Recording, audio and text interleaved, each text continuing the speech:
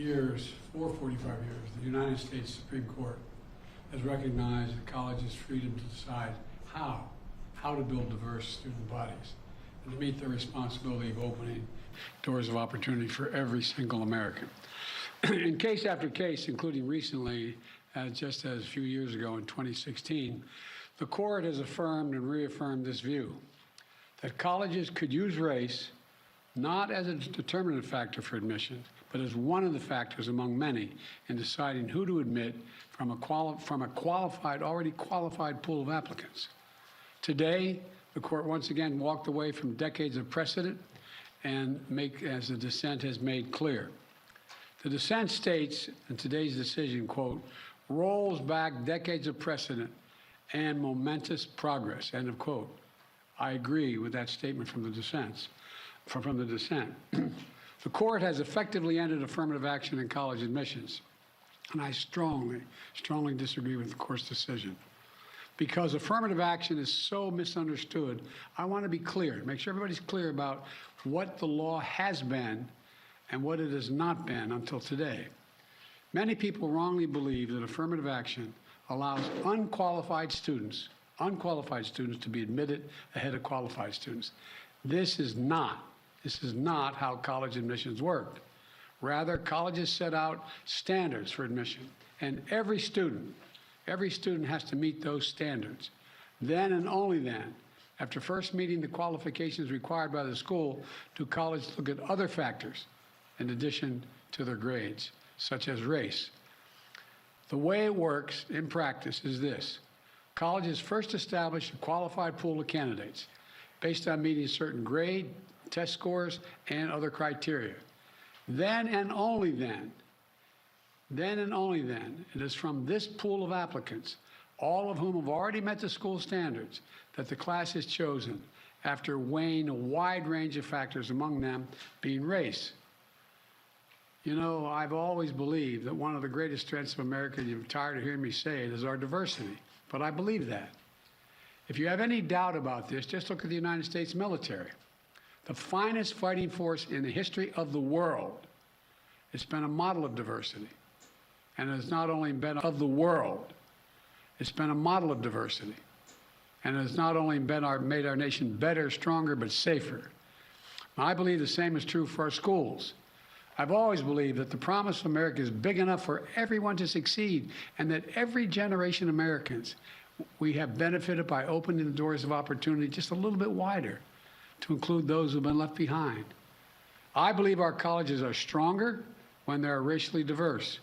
Our nation is stronger because we are tapping into the full range of talent in this nation. I also believe that while talent, creativity, and hard work are everywhere across this country, not equal opportunity. It is not everywhere across this country. We cannot let this decision be the last word. I want to emphasize, we cannot let this decision be the last word. While the court can render a decision, it cannot change what America stands for. America is an idea unique in the world, an idea of hope and opportunity, of possibilities, of giving everyone a fair shot, of leaving no one behind. We've never fully lived up to it, but we've never walked away from it either. We will not walk away from it now.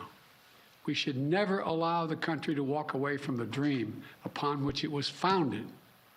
That opportunity is for everyone, not just a few. We need a new path forward, a path consistent with the law that protects diversity and expands opportunity. So today I want to offer some guidance to our nation's colleges as they review their admission systems after today's decision. Guidance that is consistent with today's decision.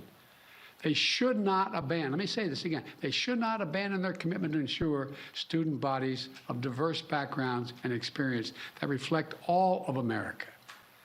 What I propose for consideration is a new standard, where colleges take into account the adversity a student has overcome when selecting among qualified applicants. Let's be clear, under this new standard, just as was true under the earlier standard, students first have to be qualified applicants. They need the GPA and test scores to meet the school's standards. Once that test is met, then adversity should be considered, including a student's lack of financial means, because we know too few students of low-income families, whether in big cities or rural communities, are getting an opportunity to go to college. When a poor kid, maybe the first in their family to go to college, gets the same grades and test scores as a wealthy kid, whose whole family's gone to the most elite colleges in the country, and whose path has been a lot easier. Well, the kid who faced tougher challenges has demonstrated more grit, more determination, and that should be a factor that colleges should take into account in admissions, and many still do. It also means examining where the student grew up and went to high school. It means understanding the particular hardships that each individual student has faced in life, including racial discrimination that individuals have faced in their own lives. The court says, quote, "Nothing in this opinion should be construed as prohibiting universities from considering an application's discussion of how race has affected his or her life, but be it through discrimination or inspiration or otherwise," end of quote. Because the truth is, we all know it, discrimination still exists in America. Discrimination still exists in America. Discrimination still exists in America. Today's decision does not change that. It's a simple fact. If a student had to overcome adversity on their path to education, the college should recognize and value that. Our nation's colleges and universities should be engines of expanding opportunity through upward mobility. But today, too often, that's not the case. The statistics, one statistic, students from the top 1% of family incomes in America are 77 times more likely to get into elite college than one from the bottom 20% of family incomes. 77% greater opportunity. Today, for too many schools, the only people who benefit from the system are the wealthy and the well-connected. The odds have been stacked against working people for much too long. We need a higher education system that works for everyone, from Appalachia to Atlanta and to far beyond. We can and must do better, and we will. Today, I'm directing the Department of Education to analyze what practices help build a more inclusive and diverse student bodies and what practices hold that back. Practices like legacy admissions and other systems that expand privilege instead of opportunity. Colleges and universities should continue their commitment to support, retain, and graduate diverse students and classes. You know, and companies who are already realizing the value of diversity should not use this decision as an excuse to turn away from diversity either. We can't go backwards. You know, I know today's court decision is a severe disappointment to so many people, including me, but we cannot let the decision be a permanent setback for the country. We need to keep an open door of opportunities. We need to remember that diversity is our strength. We have to find a way forward. We need to remember that the promise of America is big enough for everyone to succeed. You know, that's the work of my administration, and I'm always going to fight for that. And I want to thank you all. And I know you've been told I have a helicopter out there waiting to go up to do an interview in New York. I'll be talking more about this, a live interview. But thank you very much, and we're going to have plenty of time to talk about this. But we're not going to let this break us. Thank you. President Biden, the Congressional Black Caucus said the Supreme Court has thrown into question its own legitimacy. Is this a rogue court? This is not a normal court. Should there be term limits for the justices, sir? As President Biden left the Roosevelt room, he took one question. Is this a rogue court? The president said it is not a normal court. Let us go to senior White House and political correspondent Ed O'Keefe, who joins us from the North Lawn of the White House. Ed, the president said the Supreme Court has, and these are the president's words, effectively ended affirmative action in college admissions. He said the court cannot have the last word, and there has to be a new path forward. Then he said there should be guidance. He provided that guidance. Please summarize and tell us what that tells us about how prepared this White House was for this decision. Yeah, they're in a series of cases they've been waiting for this session. One of them that's been reviewed and for which scenarios were prepared is this one. And you heard him say there should be a new standard regarding adversity a student has overcome, and then some other general guidelines. That is actually consistent with what the court was writing today, saying that it can be considered alongside things like adversity and whatnot. But the president is speaking to a country in which a majority believe affirmative action programs should be continued, should be allowed to continue. But on the specific issue of race-based college admissions, just 30% of Americans believe they should be allowed. And so you heard the president there try to clarify what exactly Harvard and the University of North Carolina were up to and how going forward, potentially, race could continue to be a factor. But that signal that he's asking the Education Department to look into this in plainer English is, I'm looking for some kind of executive action or clarification I can give to the nation's institutes of higher learning going forward in the wake of this decision. Ed, before I go to Nicole Killian, who's here at the desk with me, after the Dobbs decision last year, there were some in the Democratic Party who thought the White House was slow-footed in its response, did have a comprehensive way to talk about this and respond. Do you detect in this reaction from the president today and some of the specifics you just outlined better preparation?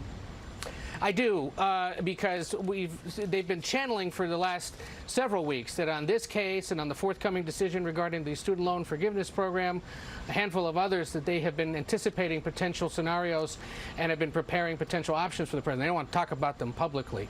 But there's also been a broader preparation in the political space. And if we can, Major, we should call out some pretty rare and unique comments today from the former First Lady, Michelle Obama. You may have seen this earlier, but she gave a pretty long statement recalling her own personal experience as a student at Princeton and Harvard Law. And in part, she bemoans the fact that, quote, so often we just accept that money, power, and privilege are perfectly justifiable forms of affirmative action, while kids growing up, like I did, are expected to compete when the ground is anything but level.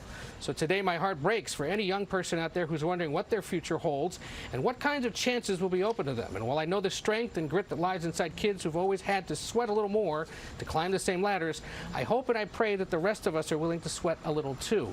She's also knocking the fact that legacy, whether your parents give to that university, have been a leg up for many people, but there's never been a legal challenge to that. And we should point out, both the president just now and Justice Neil Gorsuch, in a concurring opinion, suggested that that acceptance of legacy, or whether your parents are giving big money to university, should be reconsidered and perhaps done away with.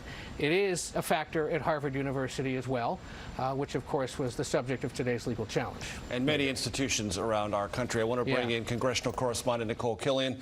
Lots of reaction on Capitol Hill, though Congress is not in session in preparation for the long Independence weekend that approaches. Some of the reaction that's most notable to you, Nicole? Well, certainly a lot of the reaction has fallen on party lines. Of course, you have a lot of Democrats who are criticizing this decision. Many Republicans, though, supporting it, that this is a welcome step. For instance, take Speaker Kevin McCarthy, who says now students will be able to compete based on equal standards and individual merit. This will make the college admissions process fair and uphold equality under the law. We heard similar sentiment from Minority Leader Mitch McConnell, who said that the Supreme Court decision is a long overdue step.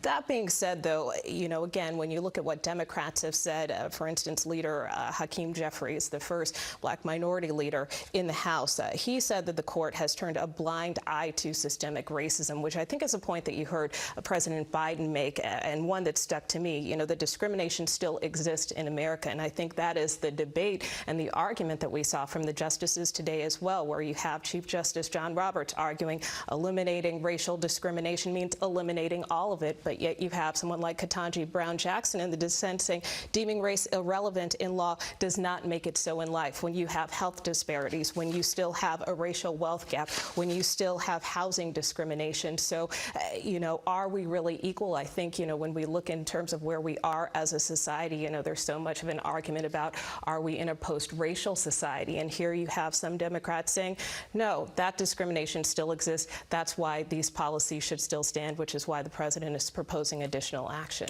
Thank you so much for that, Nicole. Joining us now is our CBS News legal contributor, Jessica Levinson. Jessica, in the basic, most fundamental sense, what is the legal orientation of the majority in reaching this conclusion, this historic conclusion? The majority is saying that affirmative action programs are largely racial discrimination, and that the 14th Amendment Equal Protection Clause does not allow colleges and universities to do what they've been doing since 1978, which is consider race as a separate standalone factor. And as we heard, now it's going to be up to colleges and universities to try and figure out how to get a racially diverse student body while considering other factors and or how race affects an applicant's experience, but not as a separate factor. Jessica Levinson, thank you so very much. Our coverage will continue on CBS News Streaming, your local news, and tonight on the CBS Evening News. This has been a CBS News special report.